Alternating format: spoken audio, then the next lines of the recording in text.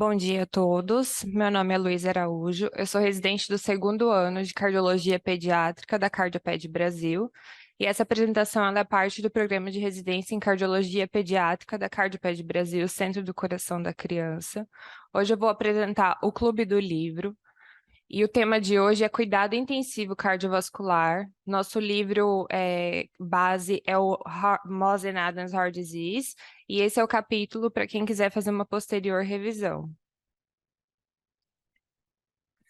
Então, a terapia intensiva cardíaca pediátrica, ela acabou se tornando cada vez mais organizada como uma subespecialidade nas últimas décadas.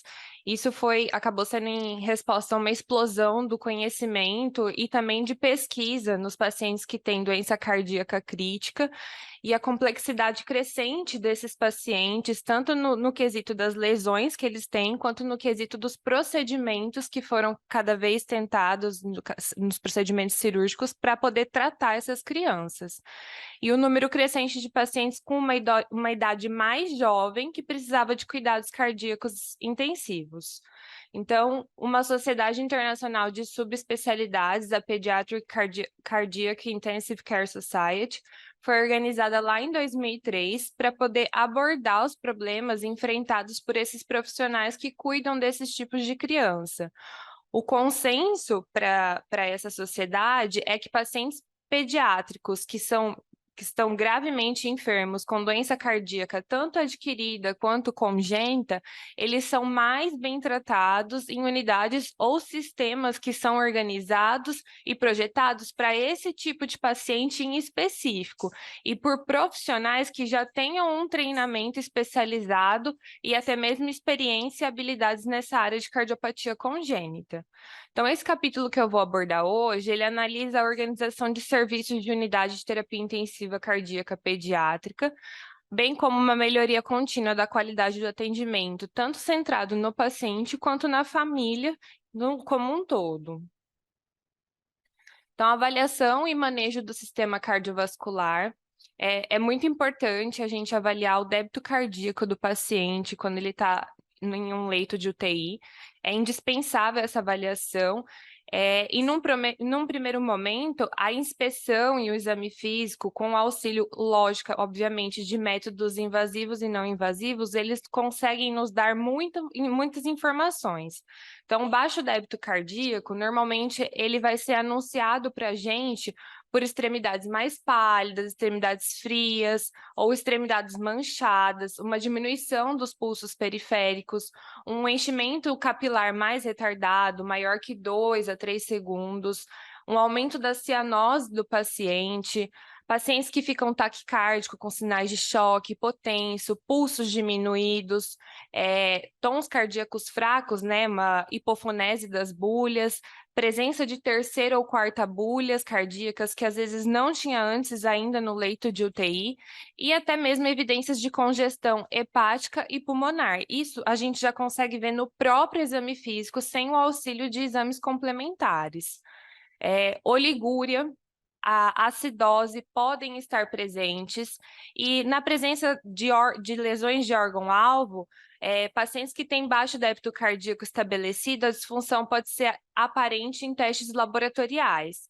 O paciente também pode acabar ficando letárgico, irritado e pode acompanhar o baixo débito, mas também pode acompanhar o baixo débito cardíaco em um paciente que esteja totalmente consciente.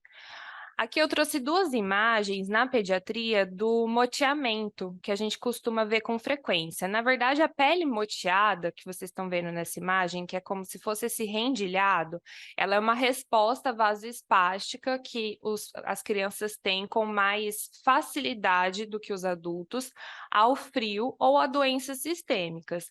Uma criança previamente ígida, uma criança ígida, isso costuma às vezes ser somente do frio, sem outras comorbidades associadas, mas um paciente que está num leito de UTI cardiopediátrica, um paciente que está em vigência de um pós-operatório, esse padrão, principalmente quando esse moteamento ele tem uma descoloração mais cianótica ou eritêmato-cianótica, tem um índice forte de baixo débito cardíaco, às vezes exames complementares, como gasometria ou outras coisas, podem nos dar mais uma firmeza no diagnóstico, mas só essa inspeção já nos diz muito sobre o paciente.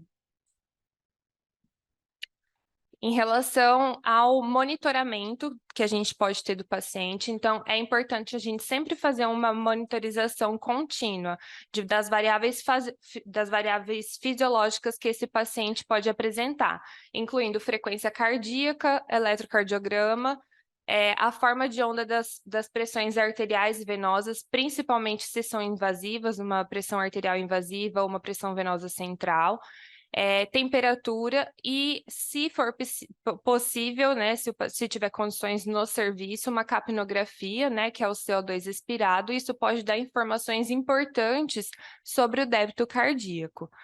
De exames complementares, alterações radiológicas, como uma congestão pulmonar ou uma pobreza da trama vascular, também pode nos dar um guia para pacientes que estão evoluindo para hiperfluxo pulmonar ou hipofluxo pulmonar. E dados laboratoriais, principalmente a gente utiliza bastante na UTI a gasometria, o base excess calculado negativo, crescente, ou um lactato sérico ou um lactato persistente acima de 2, é um forte indicativo de baixo débito. A oximetria venosa, o ideal seria a oximetria central. Muitas vezes, se você não tem uma possibilidade de avaliar o tempo todo a oximetria central, a gente pode avaliar através da gasometria. O nosso objetivo, o nosso goal seria uma oximetria venosa central acima de 50. Então, uma oximetria venosa acima de 50 está associada com uma alta sobrevivência pós-operatória e menos complicações e até menos taxa de necessidade de ECMO para esses pacientes. Em relação ao NIRS, o que é o NIRS? O NIRS ele é uma sigla, que a sigla é de Near Infrared Spectroscopy, e ela é uma técnica óptica não invasiva usada para monitorizar a oxigenação dos tecidos cerebrais e também de outros tecidos somáticos. Essa saturação ela é conhecida como saturação regional. E o NIRS somático ele também pode ser usado para medir, por exemplo, a saturação regional mesentérica em neonatos e bebês após a cirurgia cardíaca com um probe, é uma fita adesiva que a gente conecta num monitor, que pode ser colocado no abdômen, entre o umbigo e a sínfise púbica. Um estudo de Kaufman e colaboradores, eles compararam o NIRS mesentérico versus o NIRS do flanco. O NIRS do flanco é o que a gente costuma ver com um pouco mais frequência, que é o chamado NIRS renal, que fica na região da transição tóraco-lombar, entre T10 e L2. E esse estudo ele avaliou o pH gástrico medido por valores de tonometria e lactato, e foram 122 pacientes avaliados simultaneamente nas primeiras 48 horas de cirurgia. E essa saturação regional mesentérica, que fica entre a sínfise púbica e nessa região anterior do abdômen, entre o umbigo e a sínfise púbica, correlacionou-se significativamente com o pH gástrico, com o lactato sérico e com a saturação venosa de oxigênio. Então, essas correlações foram melhores do que aquelas que foram utilizadas no NIRS renal, ou NIRS de flanco. Então, os autores concluíram nesse estudo que que o uso da NIRS mesentérica é um monitor sensível da oxigenação do tecido esplânico e pode ter utilidade no manejo desses pacientes, melhorando o resultado. Além disso, bebês que são submetidos a reparo biventricular, os valores desse NIRS regional renal abaixo de 50% por mais de 2 horas no pós-operatório imediato foram associados a níveis de pico de creatinina mais elevados, incidência maior de lesão renal aguda, necessidade maior de suporte inotrópico e mais dias em ventilação mecânica e mais níveis maiores do lactato sérico. Em relação às drogas vasoativas, é um pouco complexa essa tabela, mas eu vou tentar falar de uma forma mais básica, para que a gente possa ter um raciocínio maior sobre a utilização das mesmas. O uso da droga vasoativa, ele depende muito do serviço, ele depende muito da disponibilidade, do que os profissionais estão acostumados. Existem várias drogas que conseguem produzir o mesmo efeito ou combinações de drogas. Mas a gente precisa ter um conhecimento geral do que cada droga consegue fazer para a gente atingir o nosso objetivo. Se o nosso objetivo é aumentar a pressão, diminuir pressão, aumentar a resistência vascular pulmonar, diminuir a resistência vascular pulmonar. Então, isso que eu acho que esse que é o foco, isso que é importante saber. Então, a adrenalina, ela é utilizada numa dose de 0,02 a 0,2 em infusão contínua, né? Microgramas quilo minuto. Em baixa dose, aproximadamente de 0,07 até aproximadamente de 0,02 até 0,07 ou até 0,1, ela tem uma dose mais beta 1, beta 2 do que alfa, ou seja, ela tem mais receptores cardíacos atuando. Então, a ação predominante é do inotropismo, aumento da frequência cardíaca, mas ela não atua tanto na pressão, na resistência vascular pulmonar, ou esse RVR é a resistência vascular renal, tá? Então, ela não atua tanto também na resistência vascular renal. Na verdade, ela tende até manter igual ou diminuir. Quando a gente passa dessa dose de 0,1 para cima, a gente sempre vai ter o efeito de inotropismo, a adrenalina ela sempre vai ter esse efeito ambíguo acima dessa dose, mas predominantemente a ação dela vai ser uma ação alfa, que é uma ação pressórica. Então, a gente consegue aumentar a resistência vascular sistêmica, pulmonar e também a resistência vascular renal. Já a noradrenalina a gente utiliza nas mesmas doses em infusão contínua, de 0,02 a 0,2, mas o efeito predominantemente dela é um efeito alfa, ela tem efeito pressórico. Sempre vai ter, a noradrenalina ela é precursora natural da adrenalina, ela sempre vai ter um efeito inotrópico, sempre vai ter um efeito na frequência cardíaca, mas é mais predominante nela o efeito da resistência, um aumento da resistência vascular sistêmica e pulmonar. Então, os efeitos para pressão, isoladamente da noradrenalina, se é o que você quer, ele é mais específico. A dopamina, só para vocês saberem, a dopamina no nosso corpo, ela é um precursor natural da noradrenalina, e a noradrenalina ela é um precursor natural da adrenalina. Então, não tem como a gente não utilizar mesmo a dopamina exógena sem que o nosso corpo tenha um efeito Isso. Da noradrenalina e da adrenalina. A dopamina em doses mais baixas de infusão contínua, de 2 a 5 microgramas quilo minuto, ela só vai atuar nos receptores dopaminérgicos. Então, o efeito dela acaba sendo, não tem efeito cardíaco, não tem efeito pressórico, não tem efeito na resistência vascular pulmonar, ela só tem uma diminuição da resistência vascular renal. Então, essa dose renal, que a gente chama, entre aspas, de dopamina, ela demonstrou ter efeitos benéficos diretos na melhora da função renal. Pacientes que ainda não estão instalados numa insuficiência renal aguda, mas que têm uma diminuição da diurese, é possível começar a dopamina em doses mais baixas, porque ela diminui essa resistência vascular renal e a gente consegue, talvez, ter uma melhora na diurese desse paciente sem que a gente siga um caminho para uma insuficiência renal. Lembrando que eu falei que sempre vai ter um pouco do efeito da noradrenalina e da adrenalina, porque ela é precursor dessas outras drogas. Na dose de 5 a 10 microgramas quilo minuto, os efeitos beta, os efeitos cardíacos, eles são predominantes em relação aos efeitos alfas. Então, a gente vai ter um inotropismo maior, um aumento maior da resistência cardíaca, mas a gente não tem tanto efeito, ele fica igual ou até diminui nos efeitos pressóricos e nos efeitos pulmonares. Já a dopamina acima de 10 contínua, ela tem efeito mais no efeito alfa, ou seja, pressórico. Ela continua com seu inotropismo, com seu aumento da frequência cardíaca preservado, então ela vai continuar tendo esse efeito, mas ela diminui a resistência vascular sistêmica e diminui a resistência vascular pulmonar. Já a dobutamina, a dose que a gente costuma utilizar é de 2 a 20 microgramas por quilo minuto, e o efeito predominante dela é o efeito beta-1 em relação ao beta-2 e o alfa-1.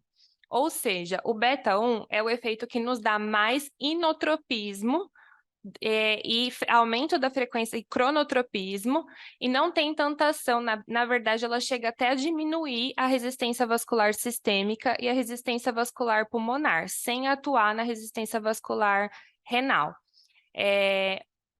Uma observação em relação à dobutamina é que o aumento no consumo do miocárdio pode levar à disfunção diastólica, ela precisa de muito consumo miocárdio, oxigênio nos miócitos do miocárdio, e isso pode levar a longo prazo a disfunção diastólica nos pacientes que estão em pós-operatório de cardiopatia congênita.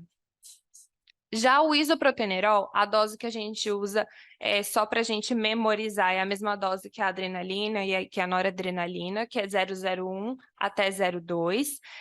E as ações vasodilatadoras, elas podem ser observadas em doenças renais, mesentéricas e até em leitos vasculares pulmonares. Então, a gente vai ter um inotropismo, a gente tem um aumento da frequência cardíaca, mas a gente tem uma queda importante, quando é o nosso objetivo, da resistência vascular sistêmica, da resistência vascular pulmonar e da resistência vascular renal.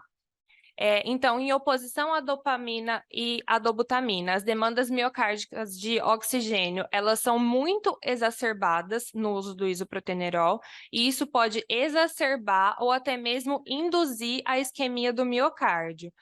E doses muito elevadas de isoprotenerol, eles podem ser mais arritmogênicas e pode induzir ataque cardíaco ou até mesmo fibrilação ventricular. Então, essa droga, ela acaba sendo contraindicada em pacientes que têm obstrução dinâmica do lado direito ou de vias de saída esquerda do coração. Em relação ao milrinone, o milrinone, a dose comumente utilizada é de 0,25 a 0,75 microgramas quilo minuto. Ele é um inibidor da fosfodiesterase 3 e ele aumenta o AMP cíclico. O que é o AMP cíclico?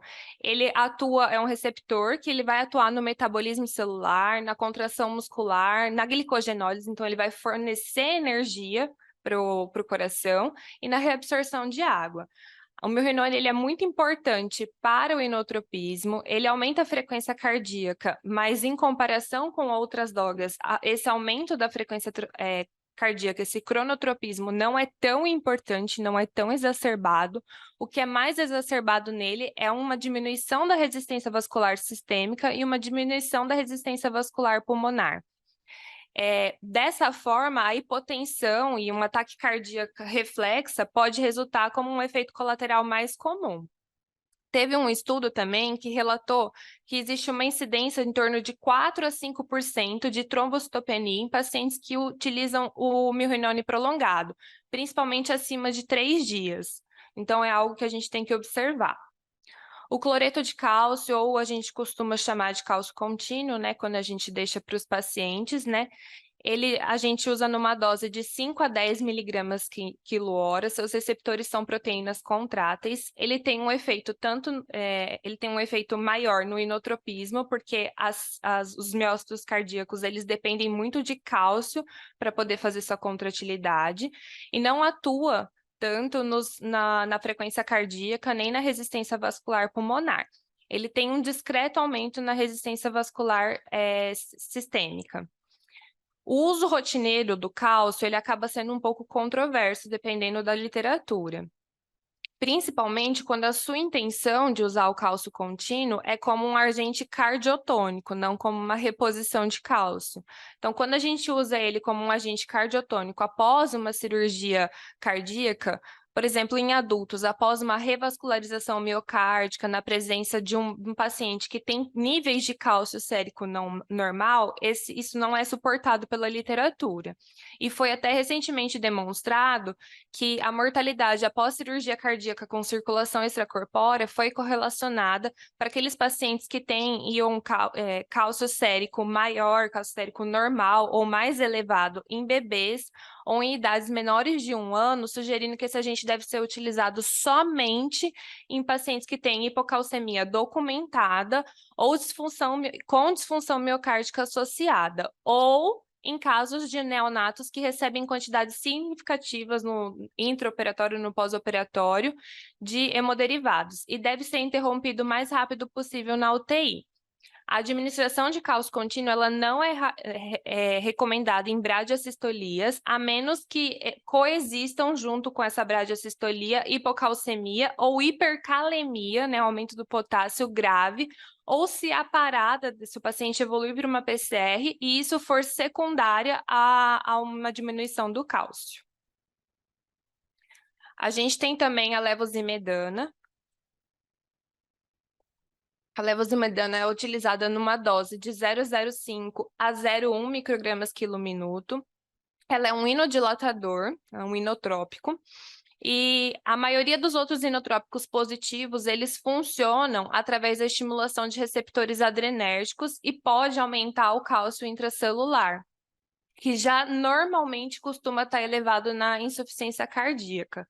Então, ao contrário dessas outras drogas, a levosimetana ela atua causando alterações da conformação dos miofilamentos, tornando-os mais sensíveis ao cálcio intracelular, e a vasodilatação que a levosimetana produz, ela é mediada pela abertura dos canais de potássio. Então, ela também acabou sendo mais eficaz nos estudos na redução da pressão arterial pulmonar e no aumento do débito cardíaco.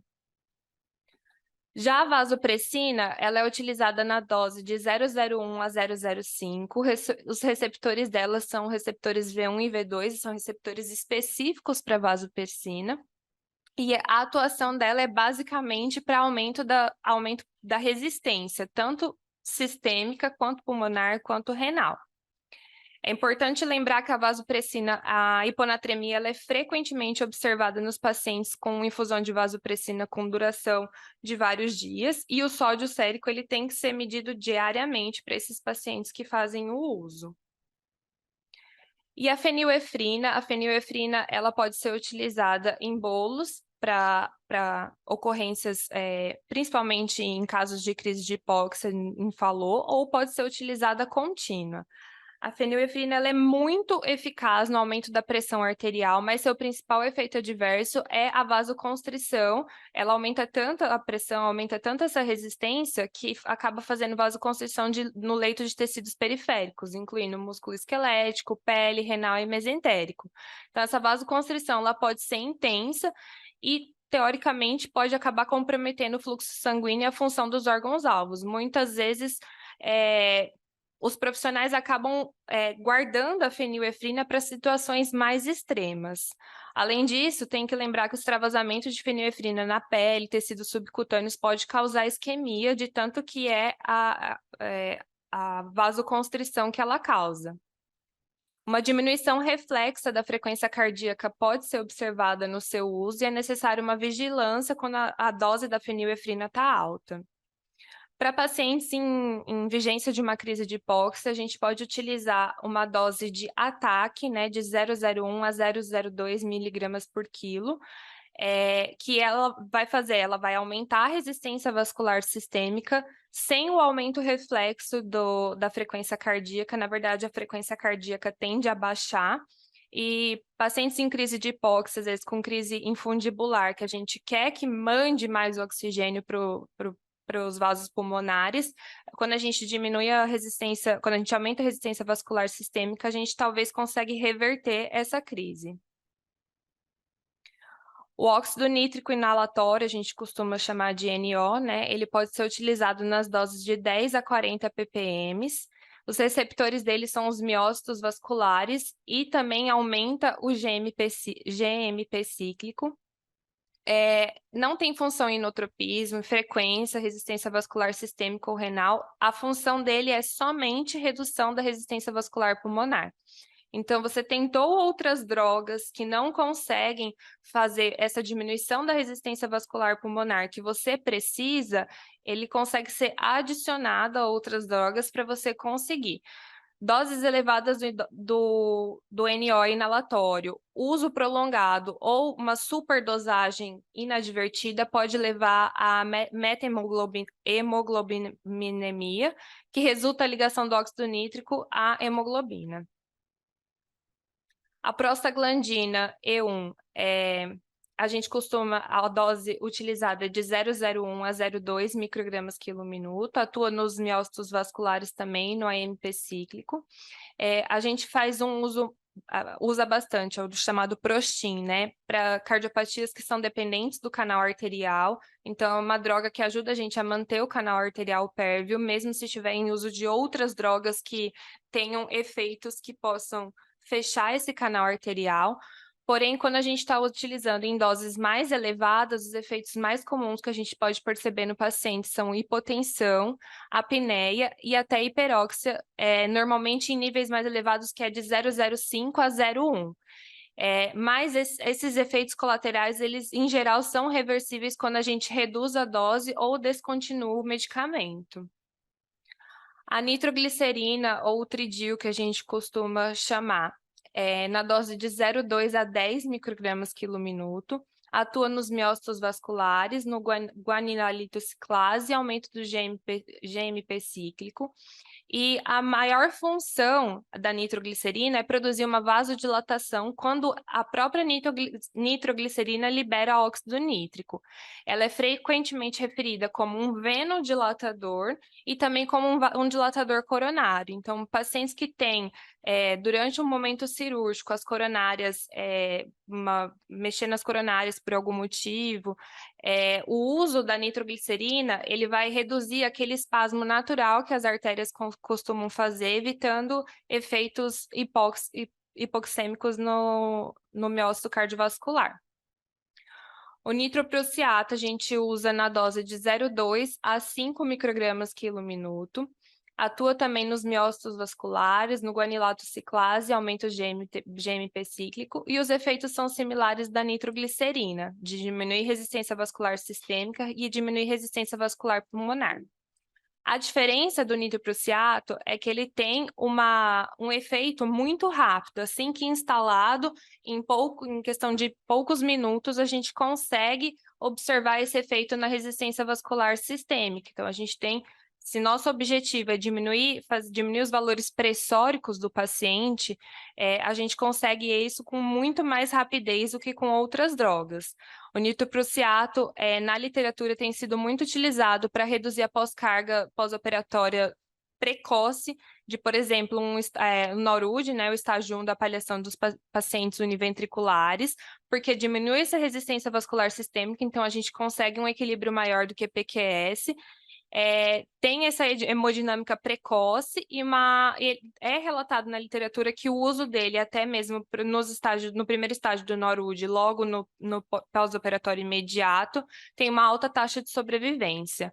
Um dos perigos em relação ao uso do nitroprusiato é a toxicidade pela formação de cianeto. Então, o cianeto ele é um subproduto que a gente vai ter do metabolismo do nitroprusiato, que ele é metabolizado, ele é absorvido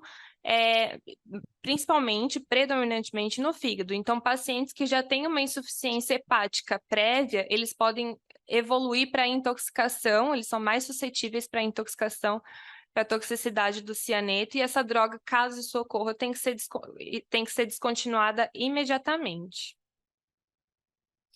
Em relação às arritmias que a gente pode ter na UTI, a manutenção do ritmo sinusal normal, ou pelo menos a gente tentar uma sincronia atrioventricular por uma estimulação temporária ou permanente, é uma meta para os pacientes da UTI. E as alterações pós-cirúrgicas estão entre as causas mais comuns de arritmia, secundárias à ressecção ou à manipulação no tecido ventricular ou atrial. As arritmias, elas correspondem a 15 a 30% das admissões na UTI cardíaca. A taquicardia juncional ectópica, que a gente costuma chamar de JET, que é a sigla em inglês, ela equivale a 2 a 5% no pós-operatório cirúrgico. Então, a taquicardia juncional é uma arritmia caracterizada por impulsos que podem surgir tanto no nó atrioventricular ou muito próximo a ele, com uma taxa de descarga mais rápida do que a frequência atrial, então a gente perde essa sincronia atrioventricular e a gente acaba tendo frequências ventriculares de 140 até mais de 200, 220, e isso pode levar à hipotensão e baixo débito cardíaco, porque a gente não consegue ter uma diástole efetiva. Os pacientes que têm maior risco de evoluir para arritmia são os pacientes que são submetidos à ventriculotomia, por exemplo, na tetralogia de Fallot. As taquicardias supraventriculares também são comuns, como taquicardia atrial, as mais comuns, taquicardia atrial e taquicardia por reentrada atrioventricular. Essas podem ser causadas por intervenções intraatriais, que podem ser inclusas linhas de suturas no átrio, septostomia atrial com balão, a gente costuma fazer normalmente em leito de UTI, ou e também a gente pode ter lesões do nó sinoatrial quando a gente tem uma canulação na veia cava superior, que pode causar bradicardia sinusal ou até um ritmo atrial mais baixo. A gente tem também as arritmias ventriculares, que são as ectopias, taquicardia ventricular ou fibrilação ventricular. Então, as arritmias ventriculares, incluindo contrações ventriculares prematuras, que podem ser isoladas, multifocais, a taquicardia ventricular, a FV, podem ser observadas secundária a uma isquemia miocárdica, por talvez o pensamento cruzado da aorta, um pensamento que talvez não foi realizado tecnicamente de forma correta, ou uma obstrução anatômica de uma artéria coronária. Bloqueios atrioventriculares, os mais importantes para a gente, são os de segundo e terceiro grau, que eles podem ser observados após a manipulação cirúrgica ou suturas na área do feixe de His, particularmente nos reparos pós-CIB, principalmente CIB do tipo perimembranosa, ou em alguma ressecção subaórtica. Então, o bloqueio de ramo direito ele é comum após a cirurgia, em que a gente tem uma cirurgia direito. O bloqueio de ramo esquerdo na cardiopatia congênita nas crianças, ele é um pouco mais raro, mas ele pode ser observado em pacientes após cirurgia de via de saída do ventrículo esquerdo. Bradicardia ela pode ser observada após a cirurgia cardíaca com lesão do nó sinoatrial ou em pacientes que são hipotérmicos ou hipoxêmicos. Ela é uma resposta a esse tipo de sinais clínicos. E a taquicardia sinusal ela pode ser observada basicamente o oposto, né? Em casos com hipertermia, excesso de catecolaminas circulantes de origem exógena, inotrópicos, ou até catecolaminas endógenas. Então, a gente faz uma analgesia inadequada para esses pacientes, ou eles estão em insuficiência cardíaca e eles fazem essa taquicardia sinusal compensatória. E pode significativamente prejudicar o enchimento ventricular e a fração de ejeção do paciente. Em relação à prevenção e tratamento, entre as causas mais comuns de arritmia na UTI são os distúrbios hidroeletrolíticos. Então, particularmente, o potássio, principalmente para arritmias atriais. Então, o ideal é manter os valores de potássio sérico entre 3,5 e 5 mEq por litro. Na literatura traz que a gente pode repor de meio a 1 mEq por quilo por paciente hora, tá? A gente costuma utilizar o meio, mas pode chegar até 1. Níveis séricos normais de magnésio, cálcio e sódio também são um objetivo importante para prevenir e tratar arritmias ventriculares e agete. E um pH abaixo menor que 7,25, ele acaba levando não só uma acidose sistêmica, mas também uma acidose miocárdica, que promove o risco de arritmia, principalmente ventricular. Então, é muito importante a gente fazer a correção dessa acidose com bicarbonato, ou até mesmo, se isso não for possível no momento, a gente tentar, em pacientes que estão submetidos à ventilação mecânica, o aumento da ventilação minuto. O tratamento. Então, para pacientes que estão em vigência de um ataque supraventricular, a gente pode fazer um tratamento de ataque com adenosina.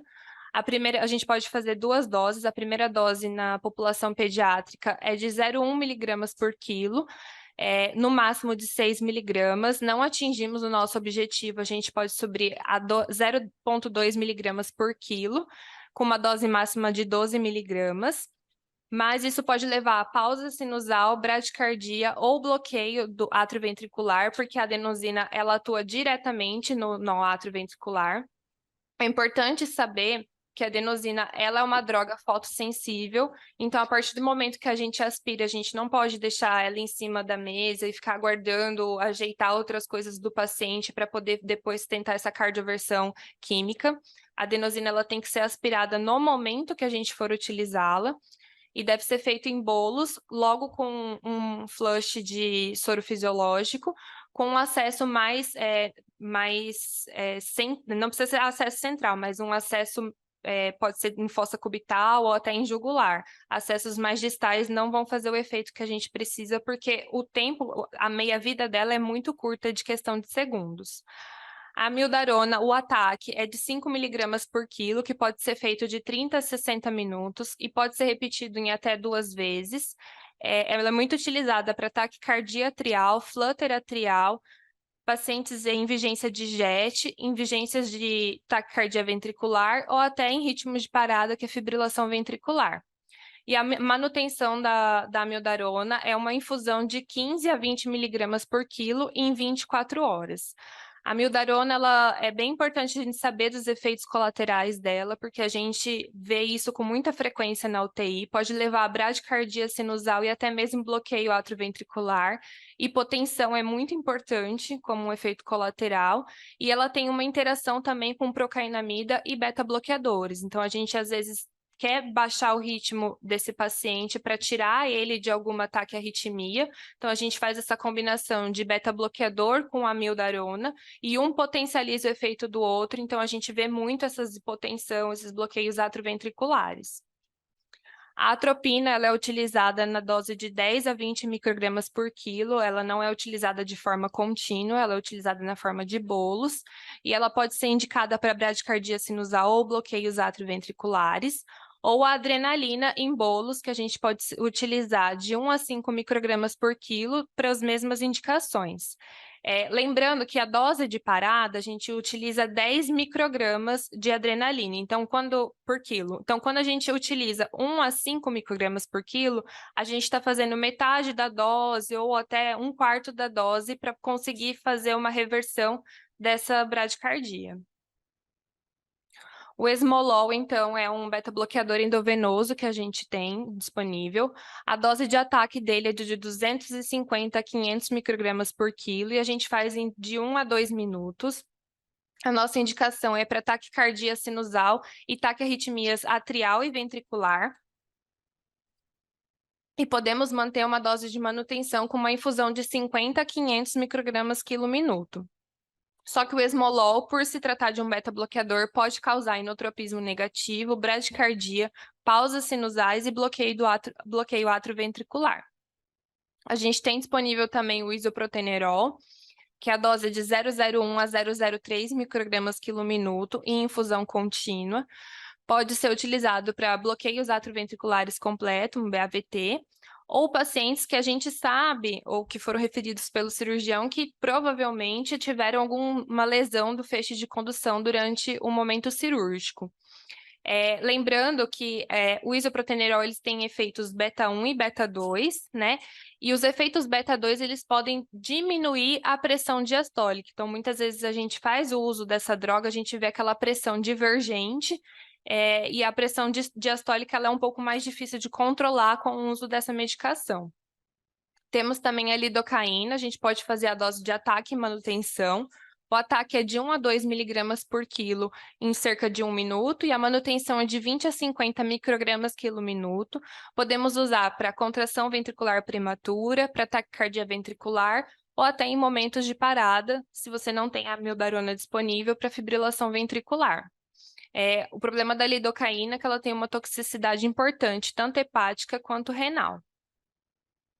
Temos também o sulfato de magnésio, que a gente pode usar em bolos, a gente não usa contínuo, de 25 a 50 miligramas por quilo em 30 minutos. Pode ser utilizado para taquicardia ventricular e ela é muito útil nos pacientes que estão em vigência de taquicardia ventricular do tipo Torsades-Poix e na prevenção de JET.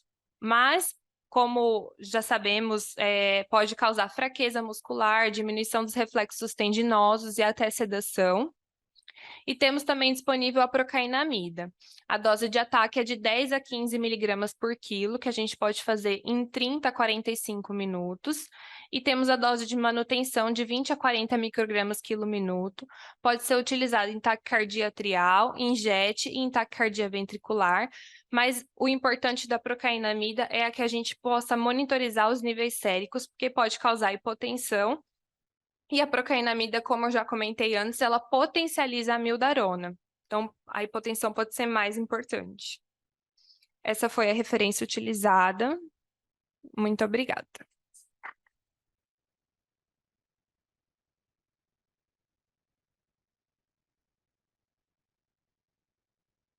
Parabéns, Luísa.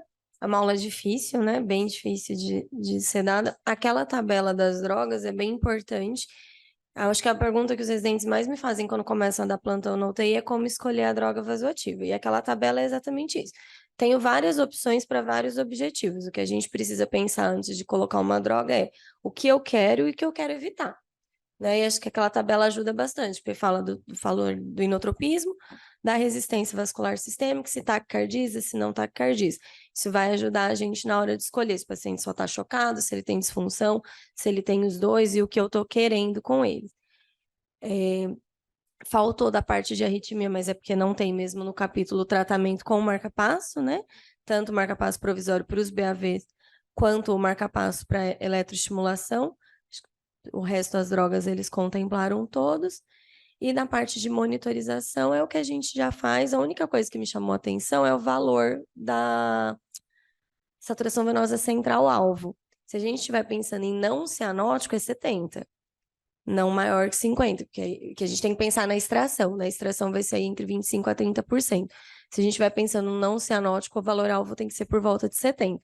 Nos cianóticos, considerando que a saturação arterial vai ser por volta de 80, aí eu concordo que maior que 50, mas só me chamou atenção eles colocarem, eu sei que está no livro, mas eles colocarem o valor de 50, a gente acaba nos não cianóticos usando o alvo de 70, tá?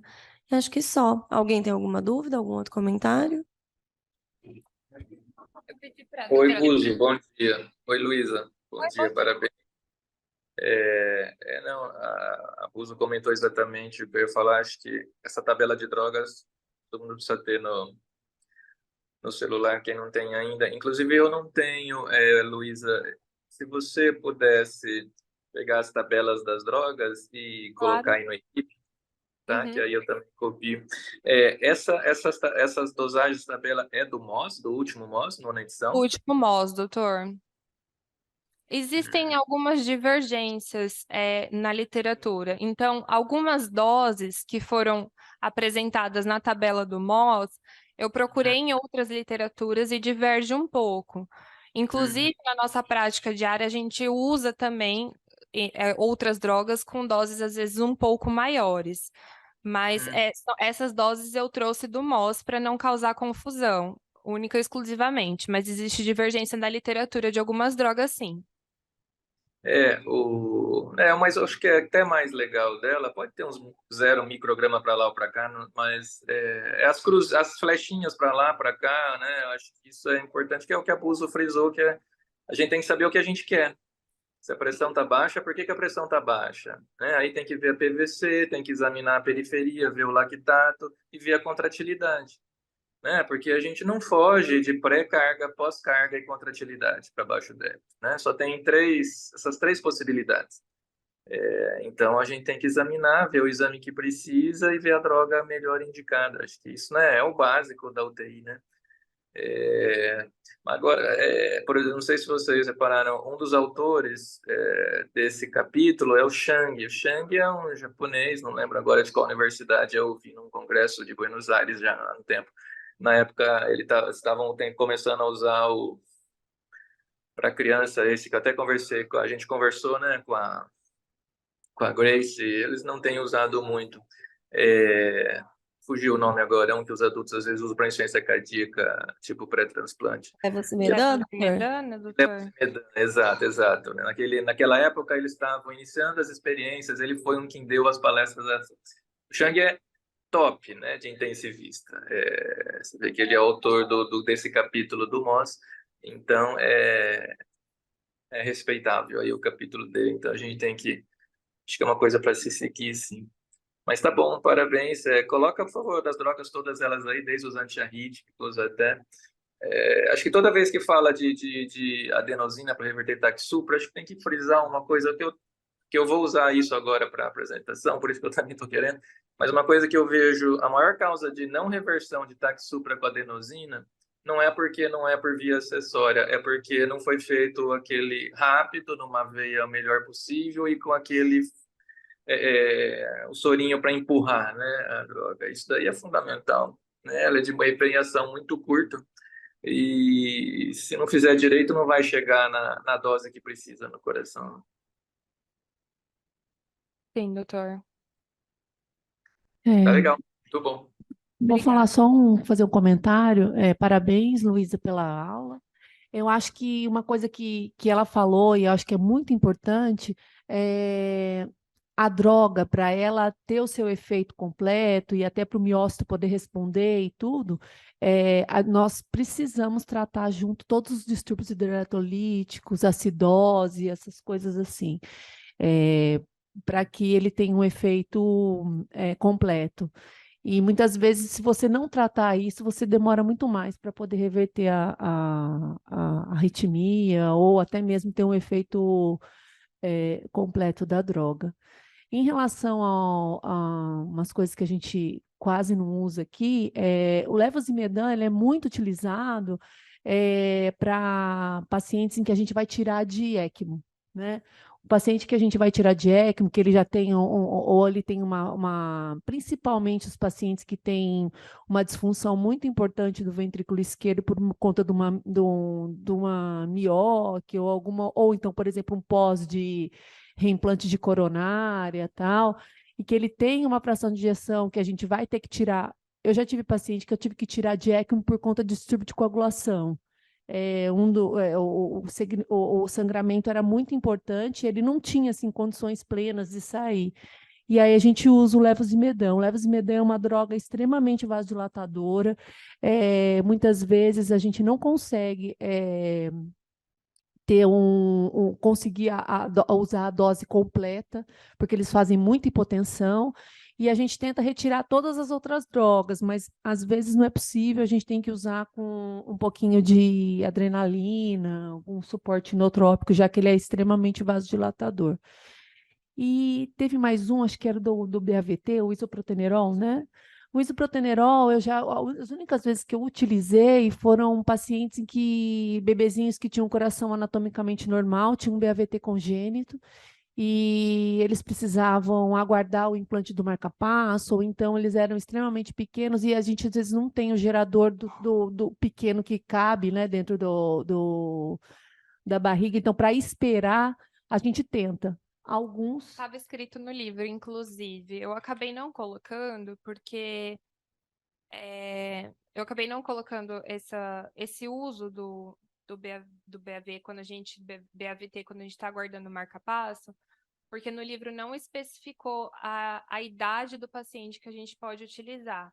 Então, eu acabei não colocando para não causar nenhuma confusão. Na verdade, assim, às vezes você tem um bebê de, sei lá, 2,5 kg, alguma coisa assim que você precisa que ele ganhe peso, mas não são todos que respondem. Mas é sempre